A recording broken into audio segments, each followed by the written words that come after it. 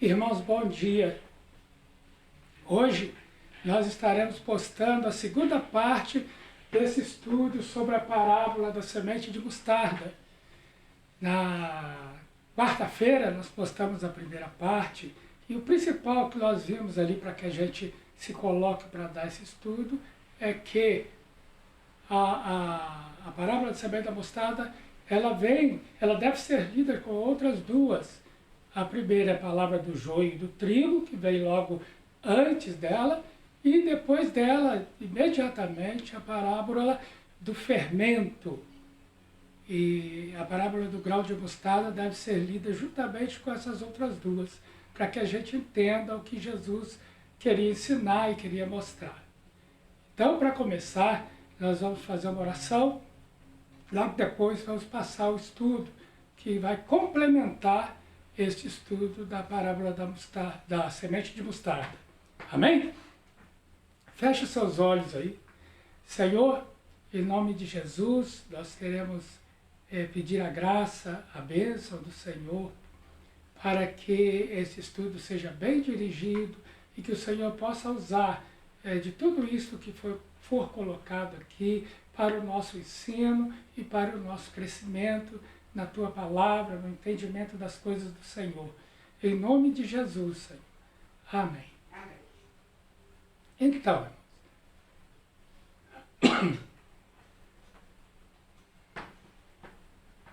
complementando tal como é um segmento do estudo que já começou a ser feito na quarta-feira, nós podemos tirar algumas lições dessa parábola do grão de mostarda, né?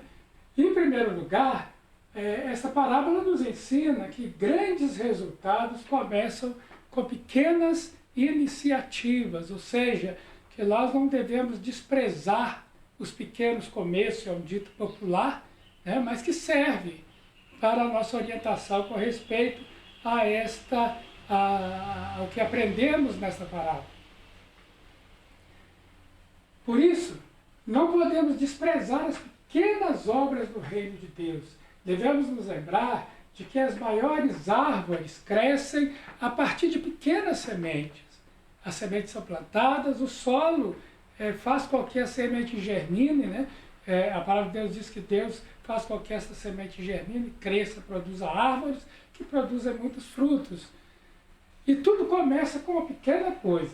Em segundo lugar, a parábola do grão de mostarda ensina que a planta crescerá, sem que a gente entenda como, mas é verdade, né? Às vezes, diante das dificuldades que nos confrontam, nossas ações parecem insignificantes e podemos pegar como exemplo essa pandemia que estamos vivendo do coronavírus, né? E quando as autoridades mandam que fiquemos em quarentena, a gente não consegue ver o resultado, mas vai dar resultado, porque é o jeito certo, né? É a orientação correta, então nós temos que segui-la. E Jesus diz assim, que o reino de Deus, é uma comparação que Jesus faz, o reino de Deus é como se o homem lançasse a semente à terra, depois dormisse, se levantasse de noite, de dia, e a semente germinasse e crescesse, sem que ele saiba como. A terra por si só dá o seu fruto, diz a palavra de Deus, né? E a terra por si mesma frutifica.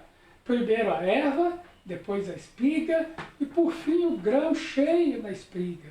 E quando o fruto já está maduro, logo se lhe mete a foice, porque é chegada a ceifa.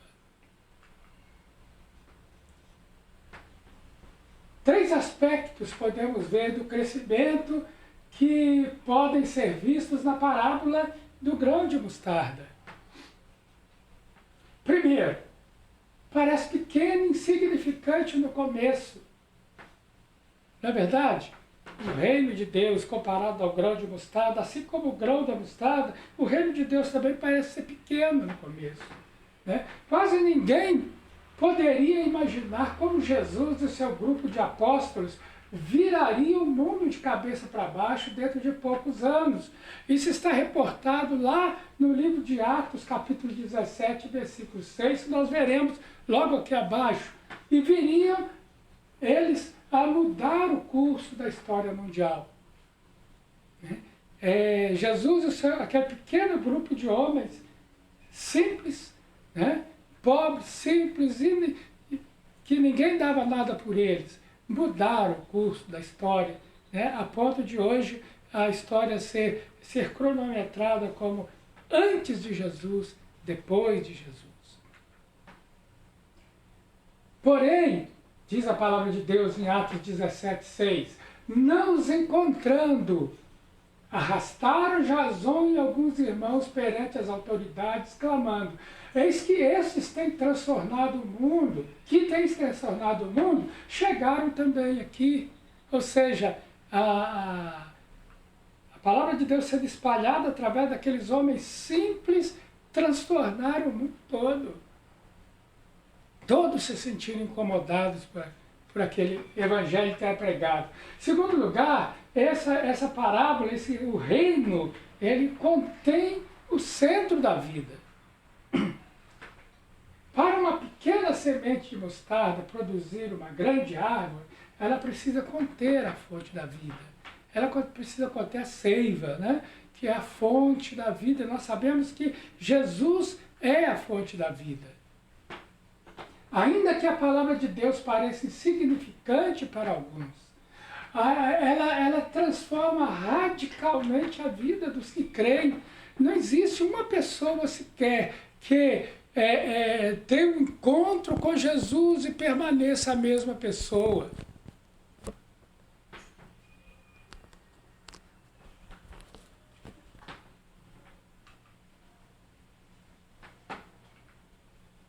Tem grande desenvolvimento. O desenvolvimento do reino pode ser visto na mudança de vida da pessoa que é libertada de uma vida vazia, insignificante, egoísta, tornando-se um instrumento de transformação no mundo.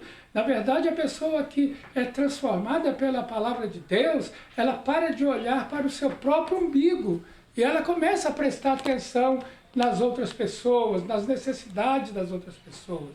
É isso que a palavra de Deus faz àquele que se converte, àqueles que crê. Enquanto a semente de mostarda leva a expansão do reino por todo o mundo, agora Jesus completa seu ensino mostrando o poder transformador pelo qual o reino influencia tudo que toca, ou seja, o fermento.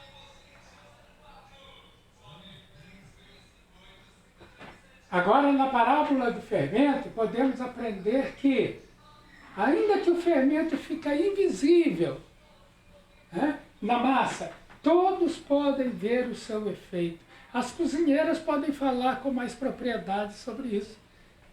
A massa do pão, por exemplo, do bolo, a massa do pão, especificamente, em um determinado momento, lhe é acrescentado fermento, e aquela massa, depois de sovada, ela vai para ficar em descanso por algum tempo.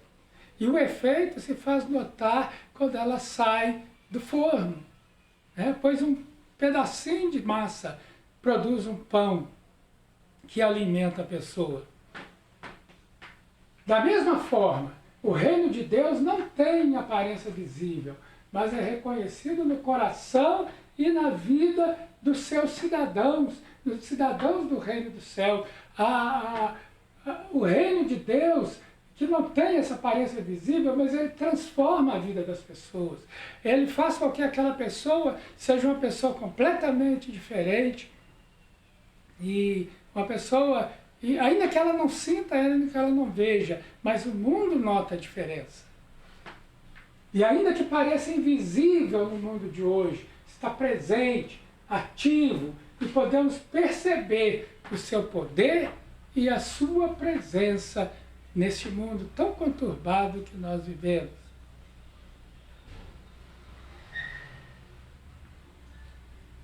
Pelo menos duas importantes lições nós podemos aplicar com base na parábola do fermento.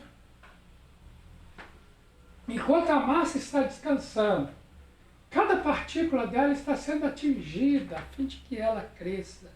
Então, quando nós pregamos o Evangelho e aparentemente, durante o tempo, parece que não atingiu o seu efeito, parece que a pessoa não se importa, que a pessoa é como uma muralha, né? Mas não. A palavra de Deus não volta vazia, ela está surtindo efeito como um fermento, ela vai entranhando na alma daquela pessoa, faz a pessoa pensar, faz a pessoa se voltar para si mesma, né? E, por fim, a conversão. Eu falo por mim, né? Ainda que eu fosse uma pessoa boa e cumpridora dos seus deveres, honestas, etc., quando esse fermento entrou em mim, ele me fez pensar, ele me fez buscar alguma coisa para que eu entendesse aquilo. E ao buscar isso, a semente produziu. A semente nasceu, cresceu e produziu frutos. Nós, como cristãos, devemos fazer com que o Evangelho atinja cada segmento da sociedade e das nossas vidas. Devemos pregar o Evangelho, devemos testemunhar o que Jesus fez conosco, ou por nós, né? E também introjetar essa palavra, introjetar esse Evangelho, para que ele faça efeito nas nossas vidas, trazendo transformação, sabe? Trazendo coisas novas, fazendo de nós uma nova criatura realmente. E aí, como destaque, nós temos a última expressão da parábola, até tudo ficar levedado. Esse fermento da palavra de Deus tem que nos levedar, tem que levedar a massa, sabe? Tem que fazer com que nós cresçamos, tem que fazer com que nós sejamos transformados dia após dia pelo Evangelho. Né? E Jesus não se contenta com nada menos que tudo. Não dá para ser transformado só um pouquinho. Não dá para entregar as nossas vidas ao Senhor só um pouco. Jesus não se contenta a não ser com tudo. Quando aquela mulher, aquela viúva pobre, entregou 2 pratinhas colocando no gasofilácio lá no templo, ela entregava tudo que ela era também, junto com tudo que ela tinha. Então, é assim hoje ainda. Ainda é assim, não dá para ser transformado em umas áreas e fechar o coração para outras. Temos que ser completamente invadidos pelo fermento do Evangelho. Tudo em nossa vida deve ser dominado pelo reino de Deus e devemos influenciar tudo que está à nossa volta. E aí, nesse caso, nós somos o fermento. Nós somos o fermento que vamos influenciar tudo que está à nossa volta, fazer com que todas as coisas, todas as pessoas que estão à nossa volta no nosso dia a dia sejam também influenciados, sejam cheios desse fermento, que o fermento do Evangelho, que o fermento da Palavra de Deus possa crescer em cada um de nós e crescer naqueles que nos rodeiam. Esse é o objetivo. O nosso foco deve estar no crescimento do grão, né? E no poder transformador do fermento em nossas vidas. Ou seja, o nosso foco deve estar no crescimento do grão de mostarda, né? Que deve estar no crescimento do reino de Deus. E para isso nós temos que nos expor. Para isso nós temos que ser testemunhas de Jesus. Nós temos que pregar o Evangelho, nós temos que falar do amor de Deus para as pessoas. E o outro foco, no poder transformador do fermento em nossas vidas. Ao mesmo tempo que nós semeamos a semente, o fermento tem que entrar dentro de nós, esse fermento tem que crescer em nós, fazer com que nós cresçamos como uma massa de bolo, como uma massa de pão. Portanto, testemunhemos o que Deus fez por nós através de Jesus. E cuidemos em ser agradáveis através do nosso viver. Pois o Senhor já se agrada de você. E Ele espera que a nossa vida seja uma vida nova, seja transformada pelo poder da palavra, que o nosso viver seja um novo viver, que sejamos verdadeiramente novas criaturas em Cristo Jesus. Que o Senhor te abençoe, que o Senhor te guarde, que o Senhor possa fazer com que você entenda isso, para que possa fazer com que você semeie a semente do Evangelho, a tempo, fora de tempo, em todos os lugares, aproveitando as oportunidades, mas que o Senhor também possa fazer de fermento, que você seja uma massa e que esse fermento possa fazer efeito na sua vida, transformando o seu caráter, fazendo de você uma nova criatura, sabe, para que o mundo veja em você e possa glorificar a Deus através da sua vida. Amém? Que o Senhor te abençoe.